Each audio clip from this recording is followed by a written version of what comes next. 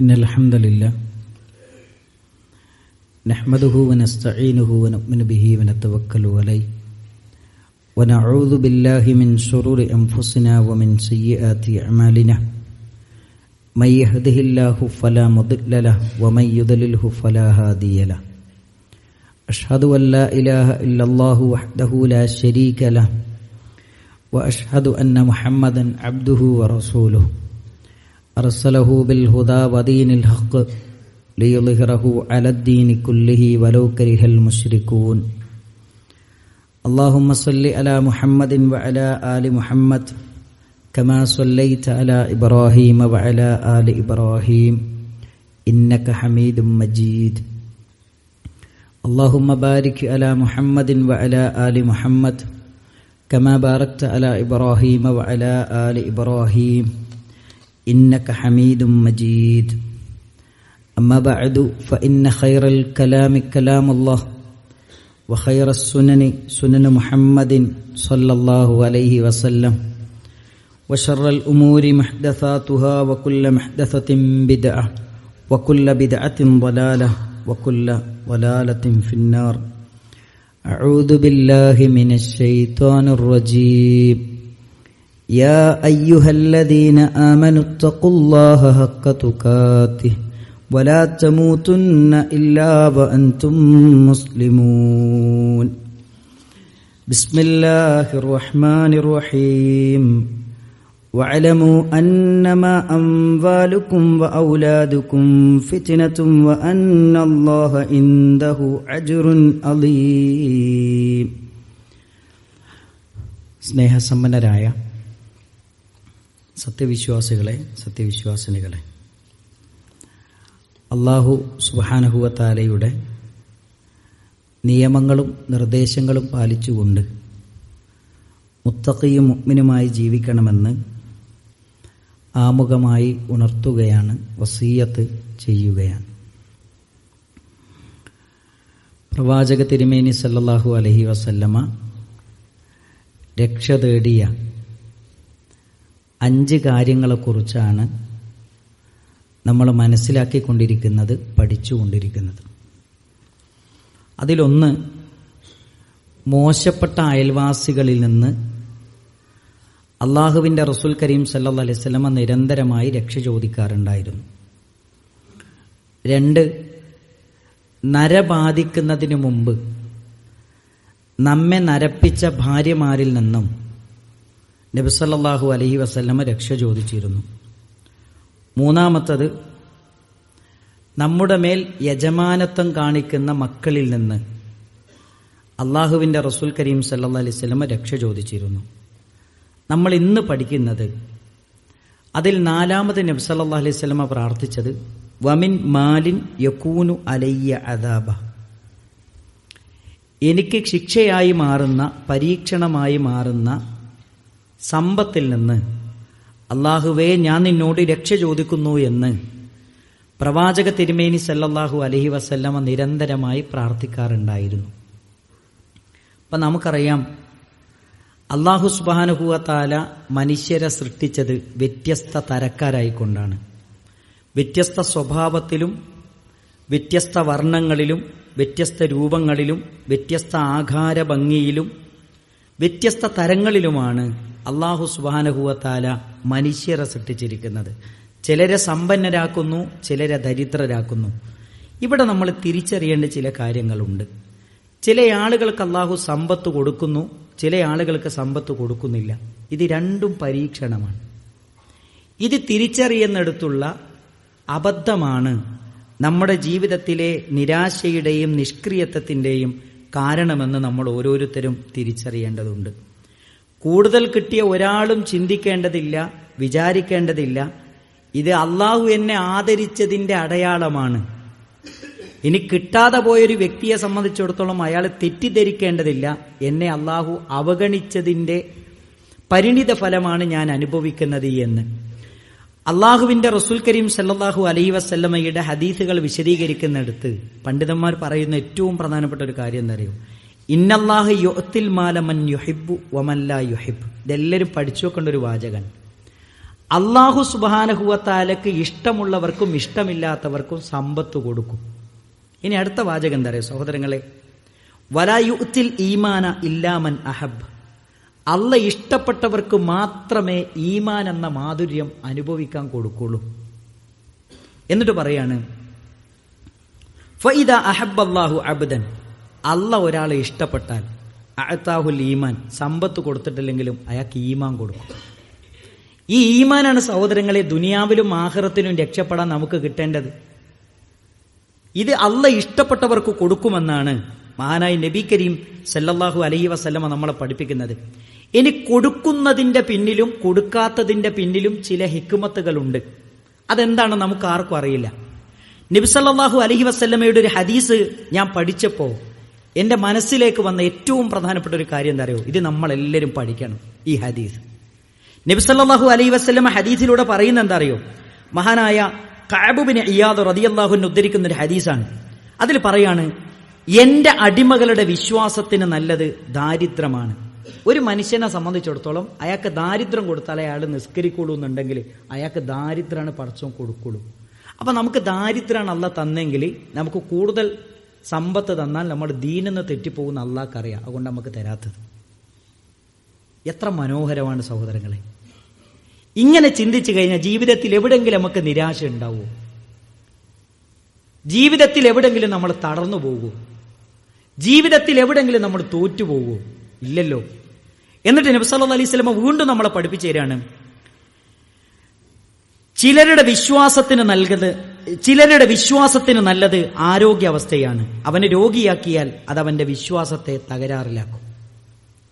ചില അടിമകൾക്ക് രോഗമാണ് നല്ലത്, സുഖാവസ്ഥ അവരെ കുഴപ്പത്തിലാക്കും. ഞാൻ എന്റെ അടിമകളെ നിയന്ത്രിക്കുന്നത് അവരുടെ ഹൃദയത്തിന്റെ അവസ്ഥ നോക്കിയാണ്. തീർച്ചയായും ഞാൻ കണ്ടറിയുന്നവനാകുന്നു എന്ന് മഹാനായ നബി സല്ലല്ലാഹു അലൈഹി വസല്ലമ ഖുദ്സിയായ ഹദീസിൽ അല്ലാഹു സുബ്ഹാനഹു വ തആല പറഞ്ഞതായി നമ്മളെ പഠിപ്പിക്കുന്നു. അപ്പൊ കിട്ടിയിട്ടുണ്ടെങ്കിൽ തിരിച്ചറിയണം, കിട്ടിയതുകൊണ്ട് ഞാൻ ഒരുപാട് നന്മകൾ ചെയ്യും എന്നതുകൊണ്ടാണ് അല്ലാഹു എനിക്ക് നൽകിയത്. നമുക്ക് കിട്ടിയില്ലെങ്കിൽ തിരിച്ചറിയണം, എനിക്ക് അധികം തന്നാൽ ഞാൻ ദീനിന്നൊക്കെ തെറ്റിപ്പോകാൻ സാധ്യതയുണ്ട്, അതുകൊണ്ടാണ് എന്റെ പടച്ചോൻ എനിക്ക് തരാത്തത്. എത്ര ഉന്നതമായ ഹിക്മത്താണ് സഹോദരങ്ങളെ. ഇത് തിരിച്ചറിയാനും ഇത് മനസ്സിലാക്കാനും സാധിക്കുന്നിടത്താണ് നമ്മുടെ വിജയമെന്ന കാര്യം നമ്മൾ ഒരാളും മറന്നുപോകാൻ പാടില്ല. ഇനി നമ്മൾ മനസ്സിലാക്കേണ്ട ഒരു കാര്യം എന്താ അറിയോ സഹോദരങ്ങളെ?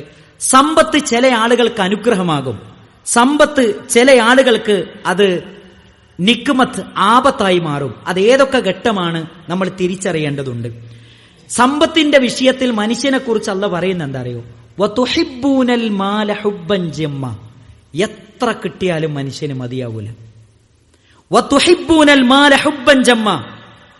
സമ്പത്തിനെ അങ്ങേയറ്റമാണ് എല്ലാ മനുഷ്യരും, പ്രസംഗിക്കുന്ന ഞാനും കേൾക്കുന്ന നമ്മളെല്ലാവരും. പണത്തിന്റെ മുമ്പിൽ പണത്തോടുള്ള ആർത്തി നമ്മുടെ ഒരിക്കലും അവസാനിക്കാത്ത ഒന്നാണ്. എന്നിട്ട് നിങ്ങൾ ആലോചിച്ചു നോക്കൂ, ആർക്കാണ് സഹോദരങ്ങളെ സമ്പത്ത് അനുഗ്രഹമായി തീരുന്നത്?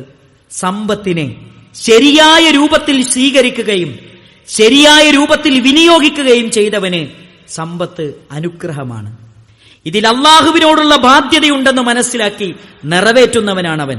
അങ്ങനെ അവന്റെ ജീവിത നന്മക്ക് ആ സമ്പത്ത് കാരണമായി തീരുമെന്നാണ് പരിശുദ്ധമായ ഇസ്ലാം നമ്മളെ പഠിപ്പിക്കുന്നത്. എന്നാൽ ഈ സമ്പത്ത് ചില ആളുകൾക്ക് അത് ആപത്താണ്. അതെപ്പോഴാണ് സഹോദരങ്ങളെ? ചിലർക്ക് സമ്പത്ത് കിട്ടിക്കഴിഞ്ഞാൽ അവർ അഹങ്കാരികളും ഉപദ്രവകാരികളുമായി തീരുന്നു. അള്ളാഹുവിനോടുള്ള ബാധ്യതകൾ അവർ നിറവേറ്റുന്നില്ല. കൂടെ ജീവിക്കുന്നവരുടെ പ്രശ്നങ്ങളും പ്രയാസങ്ങളും പരിതസ്ഥിതികളും മനസ്സിലാക്കാനും അവരെ സഹായിക്കാനും അവർ മുതിരുന്നില്ല. അവർക്ക് അവരുടെ സമ്പത്ത് ആപത്താണ് എന്നാണ് പരിശുദ്ധമായ ഖുർആൻ പറയുന്നത്. ഇത് രണ്ടും പരിശുദ്ധ ഖുർആൻ ഉദാഹരണങ്ങളിലൂടെ നമുക്ക് പഠിപ്പിച്ചു തരുന്നുണ്ട്. നിങ്ങൾ നോക്കൂ സഹോദരങ്ങളെ, മഹാനായ സുലൈമാൻ നബി അലൈഹിസ്സലാമിന്റെ ചരിത്രം എത്ര മനോഹരമായ ചരിത്രമാണ്. അല്ലാഹു സുബ്ഹാനഹു വ തആല എല്ലാ അനുഗ്രഹങ്ങളും സുലൈമാൻ നബി അലൈഹിസ്സലാമിന് കൊടുത്തു. നിങ്ങൾ നോക്കൂ, പക്ഷികളെ കീഴ്പ്പെടുത്തി കൊടുത്തു, ജിന്നുകളെ കീഴ്പ്പെടുത്തി കൊടുത്തു, ഉറുമ്പുകളെ കീഴ്പ്പെടുത്തി കൊടുത്തു. ഇതൊക്കെ കൊടുത്തപ്പോ, ഇതൊക്കെ കിട്ടിയപ്പോ മഹാനായ സുലൈമാൻ നബി അലൈഹിസ്സലാം പറഞ്ഞ വാചകം എന്താ അറിയോ സഹോദരങ്ങളെ? അദാ മിൻ ഫളിൽ റബ്ബി. ഇതെന്റെ റബ്ബിന്റെ അനുഗ്രഹമാണ്, ഞാൻ അനുഭവിക്കുന്ന ഓരോന്നും. എന്തിനാ ഇതെന്റെ റബ്ബ് തന്നെന്നറിയോ? ലിയബ്ലുവനി അഷ്കുറു അം അക്ഫുർ, ഞാൻ നന്ദി കാണിക്കുന്നവനാണോ അതല്ല നന്ദികേട് കാണിക്കുന്നവനാണോ എന്ന് റബ്ബ് പരീക്ഷിക്കാൻ എനിക്ക് തന്നതാണ്. ഇത് അള്ളാഹുവിന്റെ അനുഗ്രഹമാണ്. സഹോദരങ്ങളെ, നമുക്ക് കിട്ടിയ സമ്പത്തിനെ കുറിച്ച് അങ്ങനൊരു ചിന്ത, അതാ മിൻ ഫളിൽ റബ്ബി, പടച്ചോനെ ഇതെന്റെ റബ്ബിന്റെ ഫളിലാണ്. വാഹനത്തിന്റെ പുറത്ത് നമ്മൾ എഴുതി വെക്കും അല്ലേ, വീടിന്റെ പുറത്ത് നമ്മൾ എഴുതി വെക്കും. പക്ഷെ സത്യത്തിൽ ആ ആയത്തിന്റെ പൊരുൾ നമ്മുടെ ഹൃദയത്തിലുണ്ടോ? ആ ആയത്തിന്റെ അർത്ഥവും ആശയവും ആ വിശ്വാസവും നമ്മുടെ ഹൃദയത്തിലുണ്ടോ? നമ്മൾ ആലോചിക്കേണ്ട ഒരു കാര്യമാണ്. അത് എഴുതി വെക്കാൻ മാത്രമുള്ളതല്ല, ആ വിശ്വാസം നമ്മുടെ ഹൃദയത്തിൽ ഉണ്ടാകണം. അതാണ് വിശ്വാസികൾ സ്വീകരിക്കേണ്ട സമീപനമെന്നാണ് പരിശുദ്ധമായ ഇസ്ലാം പറയുന്നത്. എന്നിട്ട് പറയാണ്, വമൻ ശക്കറ, ആരാണോ നന്ദി കാണിക്കുന്നത്, ഫഇന്നമാ യഷ്കുറു ലിനഫ്സിഹി, അവനവന്റെ സ്വന്തത്തോടാണ് നന്ദി കാണിക്കുന്നത്. വമൻ കഫറ, ആരാണോ നന്ദി കേട് കാണിക്കുന്നത്, ഫഇന്ന റബ്ബി ഗനിയ്യുൻ കരീം, അവൻ ധന്യനാണ്, അവൻ പരിശുദ്ധനാണ് എന്നാണ് പരിശുദ്ധമായ ഖുർആൻ എന്നെയും നിങ്ങളെയും പഠിപ്പിക്കുന്നത്. എന്നാൽ സഹോദരങ്ങളെ, എന്നാൽ സമ്പത്ത് ആപത്താകുന്ന ചില ആളുകളെ കുറിച്ചും ഖുർആൻ പറയുന്നുണ്ട്. അതാരാന്നറിയോ? സൂറത്തു ഖസസിൽ കാറൂം മുതലാളിയുടെ കഥ പറയുന്നുണ്ട്. മഹാനായ മൂസാ നബി അലൈഹി സ്വലാമിന്റെ കാലത്ത് ജീവിച്ച കാറൂം മുതലാളിയുടെ കഥ. കാറൂൻ എന്ന് പറയുന്ന സമ്പന്നന്റെ ചരിത്രം പറയുന്നിടത്ത് അള്ളാഹ് പറയുന്ന എന്താ അറിയോ? വഅതൈനാഹു മിനൽ കുനൂസി മാ ഇന്ന മഫാതിഹു ലതനൂഉ ബിൽ ഉസ്ബതി ഉലിൽ ഖുവ ഇദ് ഖാല ലഹു ഖൗമുഹു, അവന്റെ സമ്പത്ത് സൂക്ഷിച്ചു വെച്ച റൂമുകൾ, പിന്നെ പൂട്ടിയ താക്കോലുകൾ, അത് വഹിക്കാൻ ഒട്ടകക്കൂട്ടങ്ങൾ ഉണ്ടായിരുന്നു. അത്രയും സമ്പന്നനായിരുന്നു.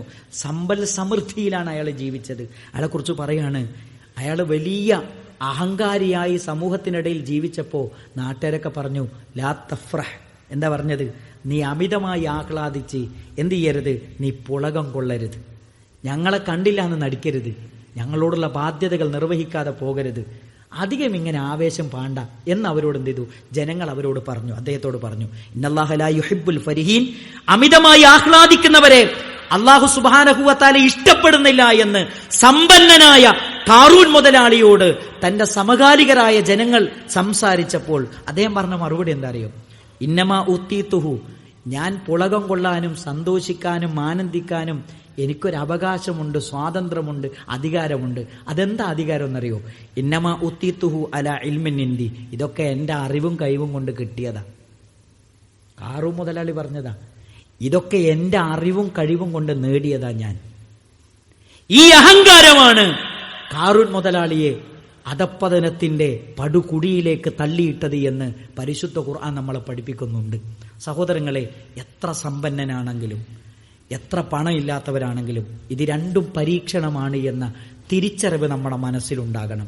രണ്ട്, കിട്ടിയവർ എന്തിനാണിത് തന്നത് എന്ന ഉത്തരവാദിത്തം, അവർക്ക് ചില ഉത്തരവാദിത്തങ്ങളുണ്ട്. ആ ഉത്തരവാദിത്തങ്ങൾ നിർവഹിക്കണമെന്നാണ് പരിശുദ്ധമായ ഖുർആൻ റസൂലുള്ളാഹി സ്വല്ലല്ലാഹു അലൈഹി വസല്ലമ നമ്മളെ പഠിപ്പിക്കുന്നത്. ആ ഉത്തരവാദിത്തം എന്താണ്? നമ്മുടെ സമ്പത്തിൽ പാവപ്പെട്ടവന്റെ അവകാശമുണ്ട്. നമ്മുടെ സമ്പത്തിൽ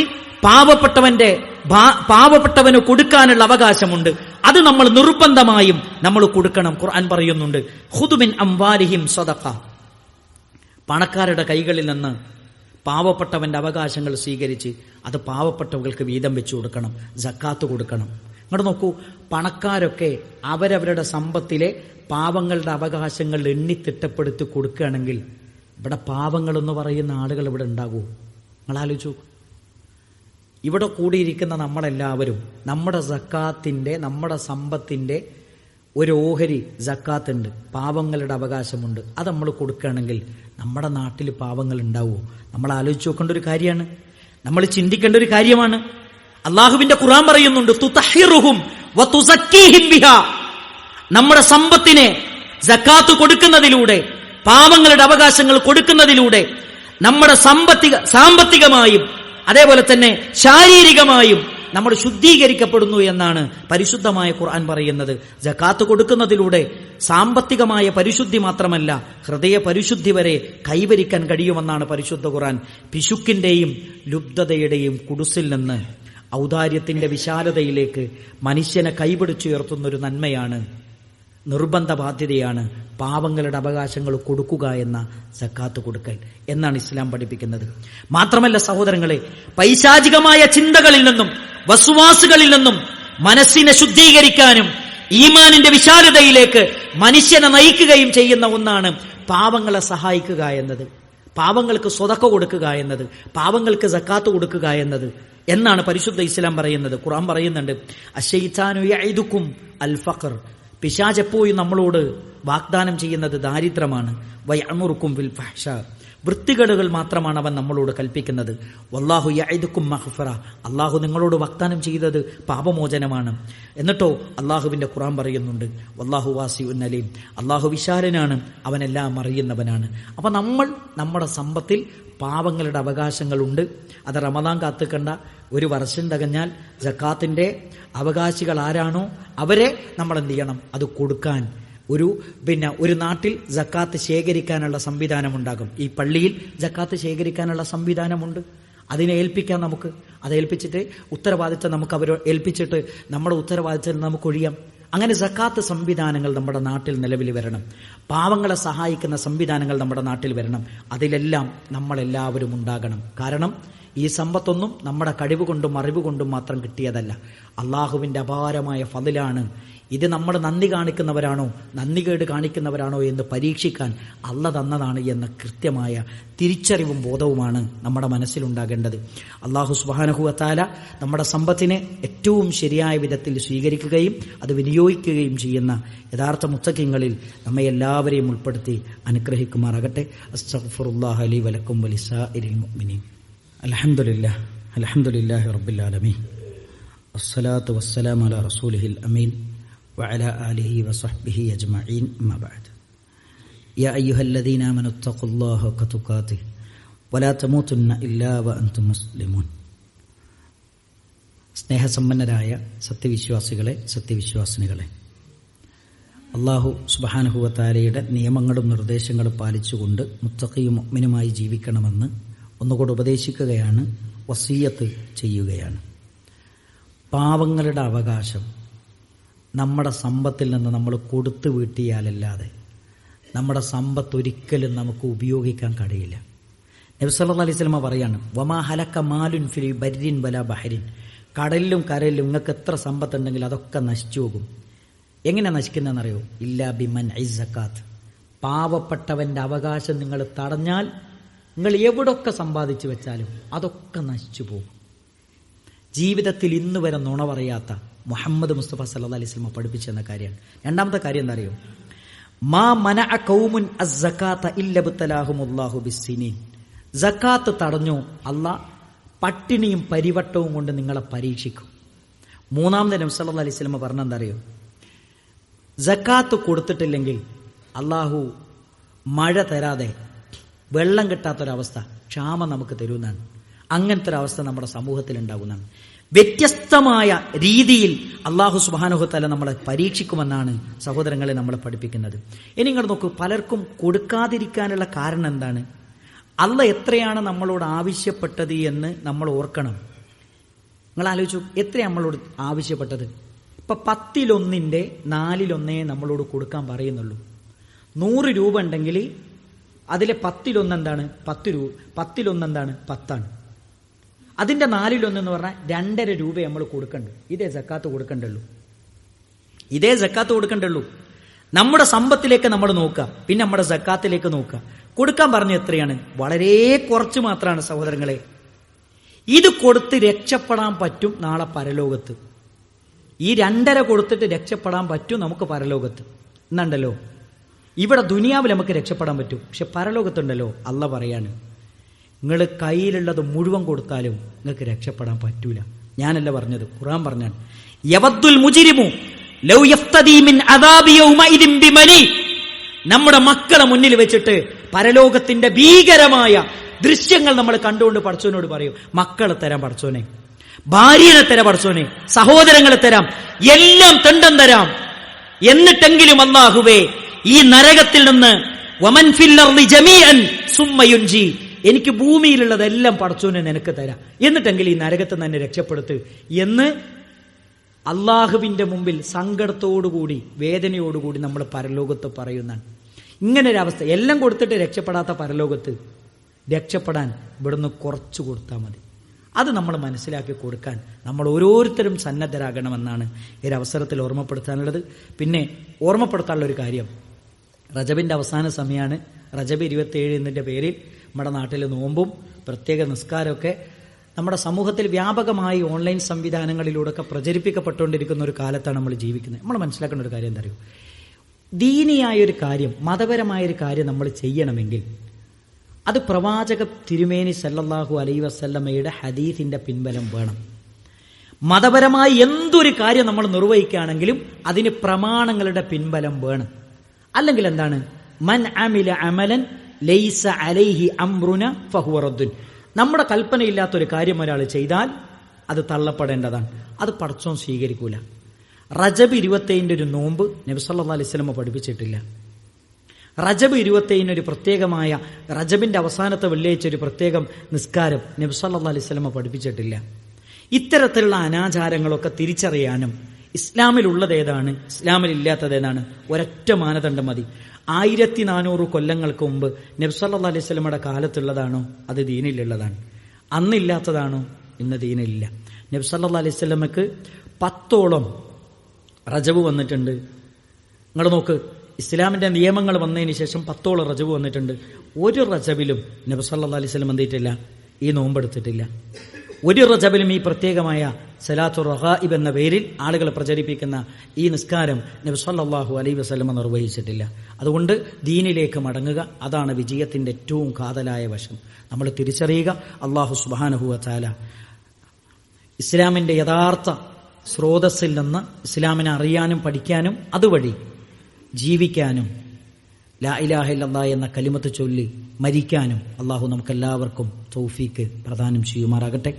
മാരകമായ രോഗങ്ങളിൽ നിന്ന്, പരീക്ഷണങ്ങളിൽ നിന്ന് അള്ളാഹു നമ്മെയും നമ്മുടെ കുടുംബത്തെയും നമ്മുടെ സമൂഹത്തെയും കാത്തുരക്ഷിക്കുമാറാകട്ടെ. പ്രാർത്ഥന കൊണ്ട് വസിയത്ത് ചെയ്ത പലരുമുണ്ട്, ഹോസ്പിറ്റലുകളിൽ കിടക്കുന്നവരുണ്ട്. അള്ളാഹു സുബ്ഹാനഹു വ തആല അവർക്ക് പൂർണ്ണമായ ശിഫാ പ്രദാനം ചെയ്യുമാറാകട്ടെ. ആരോഗ്യത്തോടുകൂടി കുടുംബത്തിലേക്ക് തിരിച്ചു വരാൻ, വീണ്ടും ഇബാദത്തുകളിലും നന്മകളിലും മുന്നേറാൻ അള്ളാഹു സുബ്ഹാനഹു വ തആല തൗഫീക്ക് പ്രദാനം ചെയ്യുമാറാകട്ടെ. എല്ലാവിധ പരീക്ഷണങ്ങളിൽ നിന്നും അള്ളാഹു നമ്മെയും നമ്മുടെ കുടുംബത്തെയും നമ്മുടെ സമൂഹത്തെയും കാത്തുരക്ഷിക്കുമാറാകട്ടെ. പെട്ടെന്നുള്ള അപകടങ്ങളിൽ നിന്ന്, ആക്സിഡന്റുകളിൽ നിന്ന് അള്ളാഹു നമ്മെയും നമ്മുടെ കുടുംബത്തെയും കാത്തുരക്ഷിക്കുമാറാകട്ടെ. നമ്മുടെ കുടുംബത്തിൽ അള്ളാഹു സ്വസ്ഥതയും സമാധാനവും നൽകി അനുഗ്രഹിക്കുമാറാകട്ടെ. നമ്മുടെ മക്കളിൽ നിന്ന് അള്ളാഹു കൺകുളിർമ പ്രദാനം ചെയ്യുമാറാകട്ടെ. മക്കൾ മുഖേന നാളെ പരലോകത്ത് സ്വർഗത്തിന്റെ കിരീടവും സ്വർഗത്തിന്റെ ഉടയാടകളും ധരിപ്പിക്കപ്പെടുന്നവരിൽ, സൗഭാഗ്യവാന്മാരിൽ നമ്മെ എല്ലാവരെയും ഉൾപ്പെടുത്തി അനുഗ്രഹിക്കുമാറാകട്ടെ. اللهم اغفر للمؤمنين والمؤمنات والمسلمين والمسلمات الأحياء منهم والأموات إنك مجيب الدعوات يا قاضي الحاجات. اللهم أجرنا من النار، اللهم أجرنا من النار، اللهم أجرنا من النار. ربنا تقبل منا إنك أنت السميع العليم وتب علينا إنك أنت التواب الرحيم.